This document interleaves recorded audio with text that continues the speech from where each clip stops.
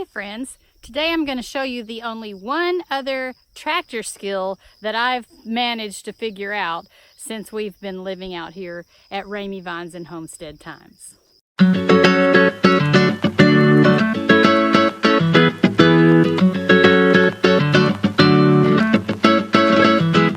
So my only other skill is picking up the hay bales and putting them in the pen.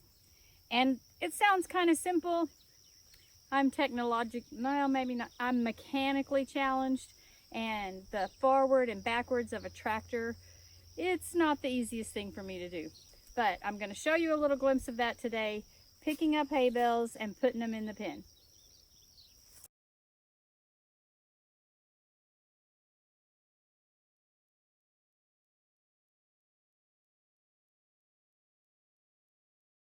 So I think one of the hardest parts is driving to the pen with both hay bales on, because I have to raise this thing up so I can see. So I'm raising it up and I got that, but you can't let that thing be too tilted towards you, or if you hit a bump it could fall on top of the cab. And I haven't had that happen, but Ray was kind enough to warn me about that sort of thing. So you got to get just the right tilt on it where it's not going to fall off forward, but it's also not going to fall backwards. And then you don't want to go too high because that makes you top heavy, but that one's just about right. Here on the back, he just kind of follows me. I have him up off the ground high enough that we're not scraping the ground or hitting rocks.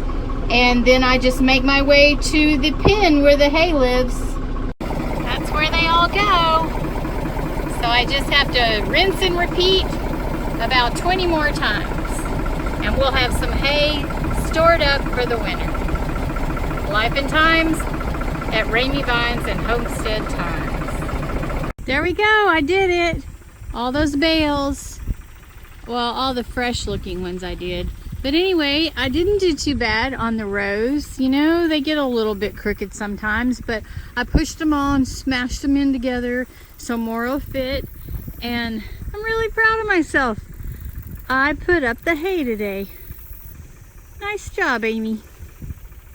And I was coming out here to get my chair to spend some time with my birds when I noticed my chair's knocked over and one of the barn cats made himself at home. That was funny. He was just comfortable and cozy in my chair. Can you believe these two visitors?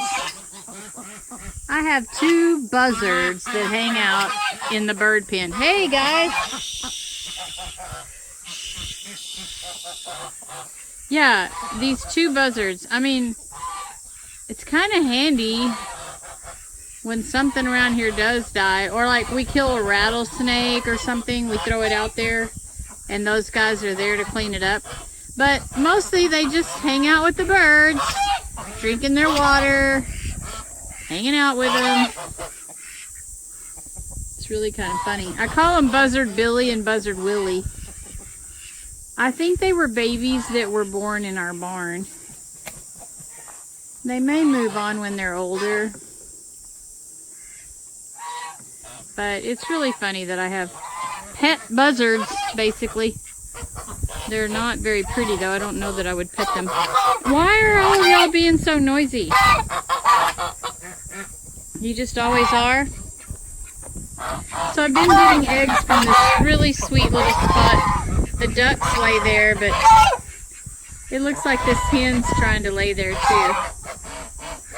I don't care where they lay as long as it's right here where I can get their eggs. They're so sweet. I love my chickens.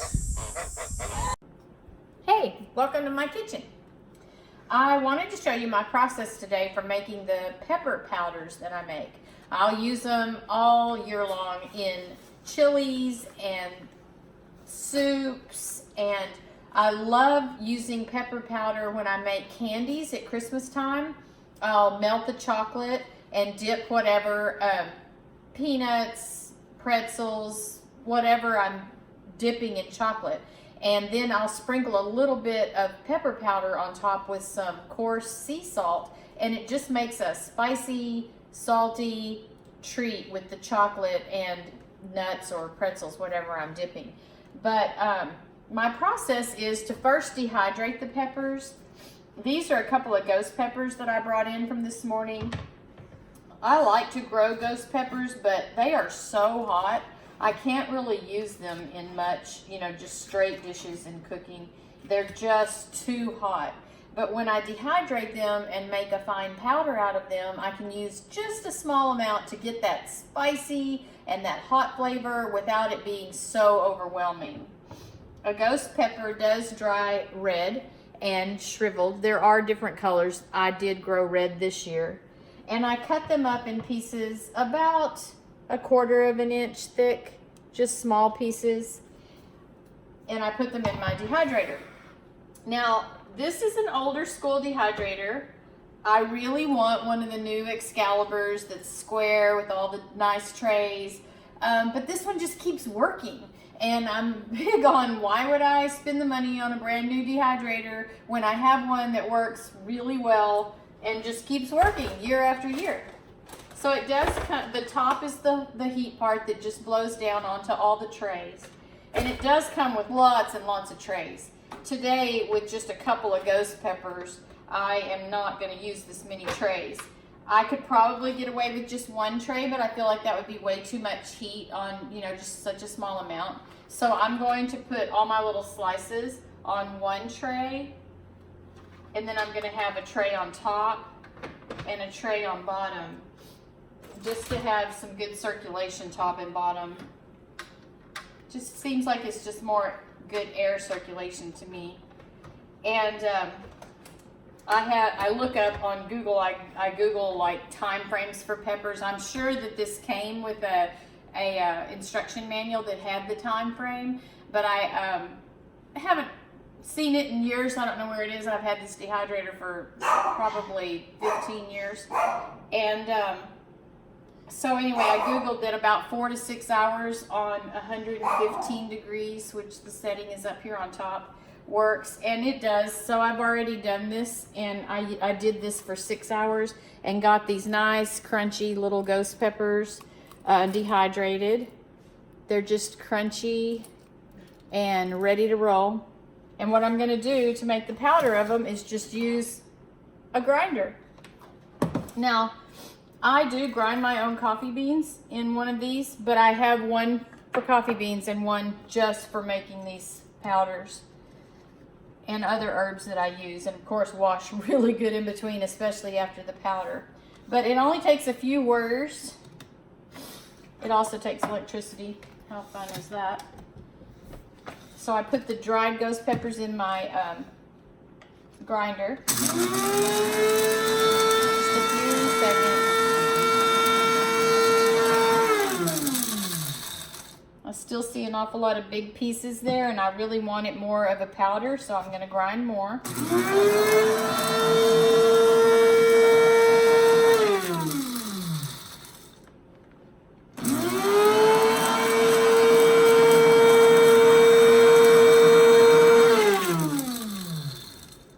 That's about it. It looks really good. I'm going to unplug it, tap it into the lid. You want to open it away from you, because that first whiff that comes out will make you sneeze. It can cause some breathing problems when you're an asthmatic. And then I got this great set of spice jars on Amazon, and there's 14 of them in here. These are 4-ounce jars. I use a little funnel. Just get them put into the spice jar. Woo!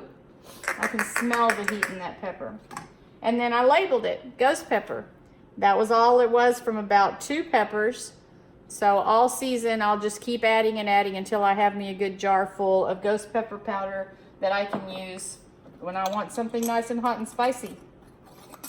Now I also do this with all kinds of peppers. You can have pepper powder, pepper grinding up pieces. Excuse me, the dust is getting to me. But I'll do it with hatch green chilies, with banana peppers, just to add some flavor to soup without it being the chunks. It just adds a good flavor, and you can use as much or as little as you want. It's a great way to not let any peppers go to waste, dehydrate them, grind them up, put them in spice jars, and keep your little powders ready to go for all your cooking needs. Thanks for watching. Hope you learned something. Message me with any questions that you have. I wanted to share this completely handy gadget that I got from Amazon, and I was really looking for a way to remember which egg was the freshest.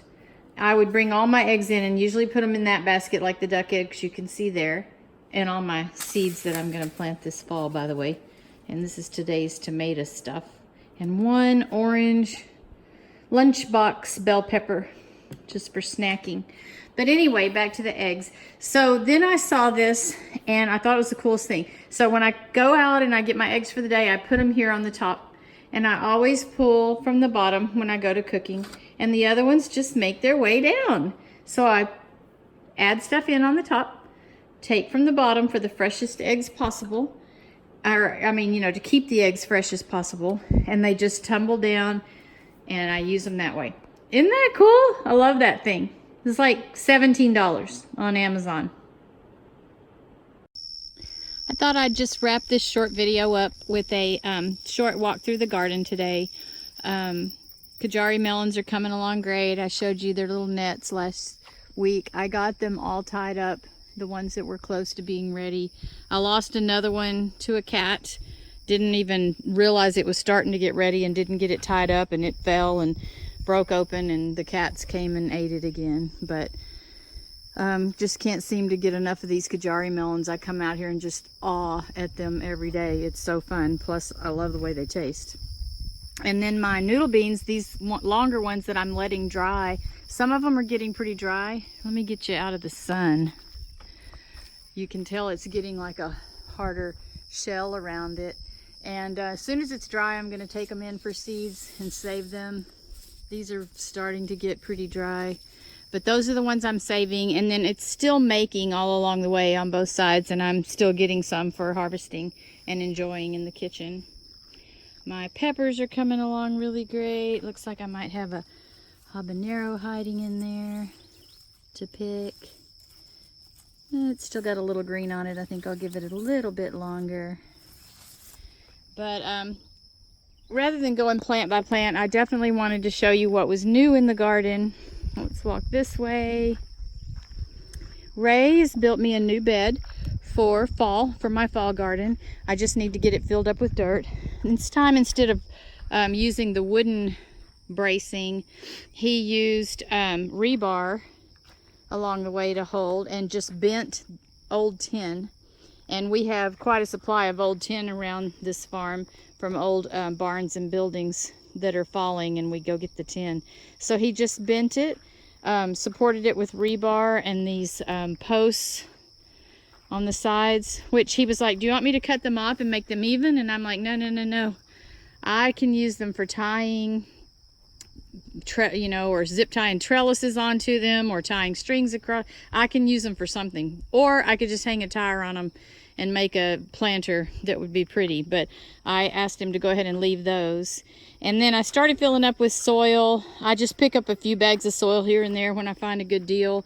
The white is all the eggshells that I've collected and crushed and put in there. I'll mix all that up and add a few nutrients and get more soil. Getting to the point now, especially if he builds me more beds, that I'm going to need to have another load delivered, or go pick up another load from the landscape store. But yeah, that's the newest. And then also, hey Bailey, does it look okay in there? Did you check it out? Good girl. I'm going to get another tub for planting and put it on the other side of this trellis.